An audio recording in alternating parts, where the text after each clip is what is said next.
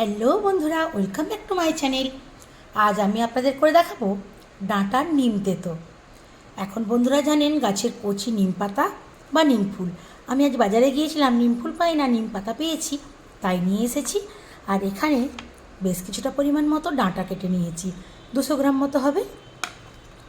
আর এখানে নিয়েছি একটা মাঝারি সাইজের আলু, এরকম সরু সরু করে কেটে নিয়েছি। আর দেখুন, খুব বেশি হলে বেগুন দুটো 150 গ্রাম হবে। গাছে হয়েছিল, ছোটো দুটো বেগুন তুলে নিয়েছি। 5-6 কোয়া রসুন। আর এখানে নিয়েছি একটু পেঁয়াজ কুচিয়ে, 2টো কাঁচা লঙ্কা। আর নিয়েছি হলুদ, লঙ্কা, ধনে জিরে গুঁড়ো আর নুন পরিমাণ মতো। তেল তো লাগবেই। তাহলে বন্ধুরা দেখতে থাকুন আমি কিভাবে বানাই এই সজনা ডাঁটা দিয়ে বেগুনের নিম তেতো। প্রথমেই পাতাগুলোকে এরকম ডান্ডা থেকে চুচে বার করে নেব। এটা ততক্ষণ একটু সরিয়ে রাখি এদিকে।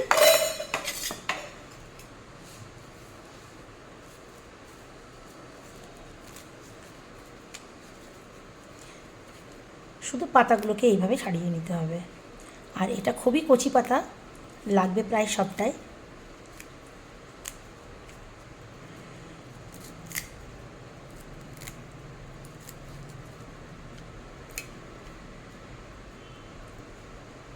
শুধুমাত্র পাতাটা নেব, ফুল হলে বন্ধুরা আরও ভালো লাগবে খেতে।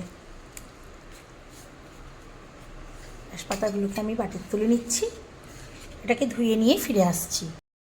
পাতাটাকে ধুয়ে যতটা সম্ভব জলটাকে ঝাড়িয়ে নিয়েছি। এবারে চলুন পাতাগুলোকে আগে ভেজে নিই। কড়াইয়ের মধ্যে দিয়ে দিয়েছি 2 চামচ মতো সর্ষের তেল। গরম কড়াইয়ে তেলের মধ্যে দিয়ে দেবো নিম পাতা।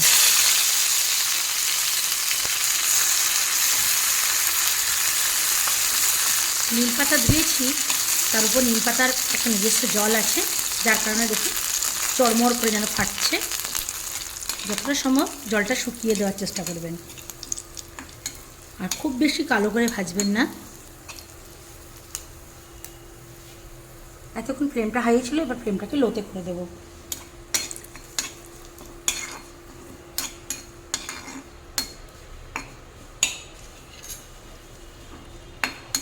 পাতা ভাজা হয়ে গেছে, পাতার কালার চেঞ্জ হয়ে গেছে। এবার পাতাগুলোকে তুলে নেব।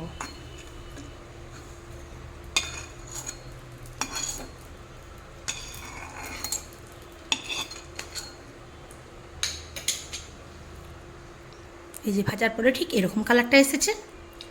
এখন এই গরম তেলের মধ্যে দিয়ে দেবো ঝাপ চেরানো কাঁচা লঙ্কা আর পেঁয়াজ কুচি। ভালো করে এটা ভাজতে থাকবো।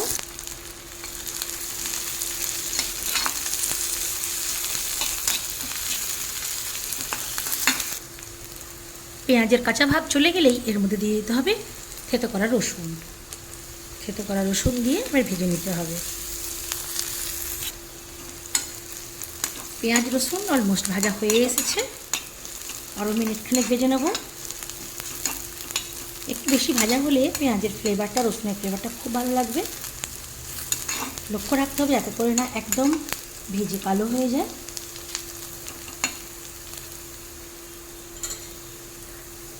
এখন দিয়ে দেবো এর মধ্যে কুচনো আলু। আলু দিয়েও নাড়তে থাকবো। এবার কিন্তু ফ্লেমটাকে আমি একদম লোতে করে দেবো।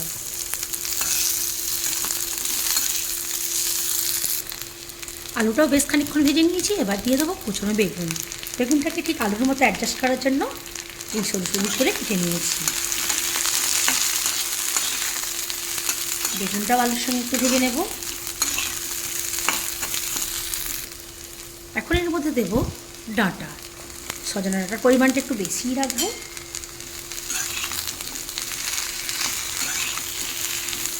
ডাঁটাটাকেও খুব ভালো করে সঙ্গে ভাজতে থাকবো। একটু সময় নিয়ে লো ফ্লেমেই ভাজতে হবে এটাকে। আলু বেগুন খুব ভালোভাবে ভাজা হয়ে গেছে। এখন এর মধ্যে দিয়ে দেবো হলুদ, লঙ্কা, ধনে জিরে গুঁড়ো ও পরিমাণ মতো নুন। আর নুন দেওয়ার পর যেহেতু একদম শুকনো আছে, এর মধ্যে সামান্য একটু এই বাটিটা ধুয়ে জল দিয়ে দেব।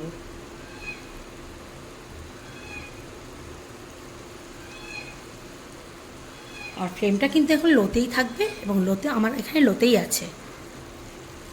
একবার ভালোভাবে নাড়িয়ে মিশিয়ে দেব।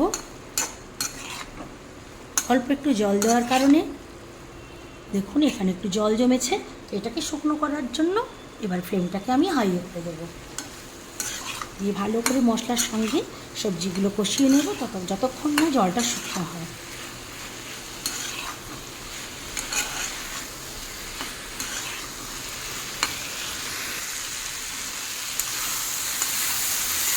জল খুব ভালো মতো শুকনো হয়ে গেছে, মশলা কষানোর খুব ভালো একটা গন্ধ বেরিয়েছে। এখন দিয়ে দেবো পরিমাণ মতো জল। এতটা পরিমাণ জল দিতে হবে যাতে করে ডাঁটা, আলু, বেগুন ভালোভাবে সেদ্ধ হয়ে যায়। আর এটা বন্ধুরা খুব একটা ঝোল হবে না, এটা একদম শুকনোও হবে না, একটু রসা রসা মতো হবে। তাই আমি এখানে হাফ বাটি মতো জল দিয়েছি, আরও 4 চামচের 1 চামচ মতো জল দিয়ে দিলাম। এখন ফ্লেমটাকে হাইয়ে একটু ফুটিয়ে নেব। জল খুব ভালো মতো ফুটে গেছে, একবার নাড়িয়ে দেব।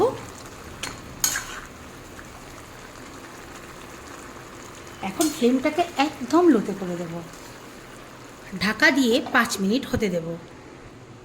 ফিরে এলাম বন্ধুরা 5 মিনিট পর। দেখুন গ্রেভিটা কতটা কমে গেছে, ঠিক আমি যতটা চেয়েছিলাম সেরকম পরিমাণই কমে গেছে। এবারে এই যে দেখুন ভেজে রাখা নিম পাতা, এটা দিয়ে দেবো। ফ্লেমটা কিন্তু লোতেই আছে, ভালো করে মিশিয়ে দেব।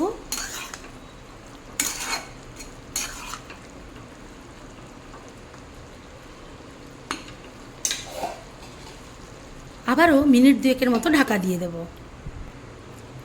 আবারও 2 মিনিট পর ফিরে আসলাম।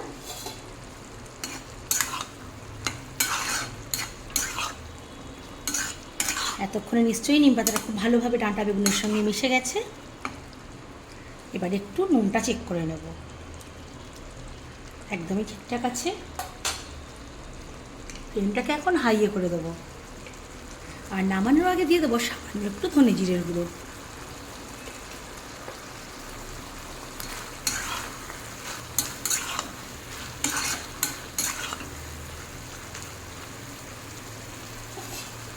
ঢাকা দিয়ে ওভেনটা অফ করে দেব। ঠান্ডা হওয়ার পর ফিরে আসছি বন্ধুরা। তাহলে বন্ধুরা দেখতেই পেলেন কিভাবে বানালাম ডাঁটা, আলু, বেগুনের নিমতেতো। তো আমার এই নিমতেতো রেসিপি কেমন লাগলো অবশ্যই কমেন্ট করে জানাবেন। ভালো লাগলে লাইক করবেন, চ্যানেলটাকে সাবস্ক্রাইব করে দেবেন। আর অতি অবশ্যই এই গরমে বানাবেন এই নিমতেতো।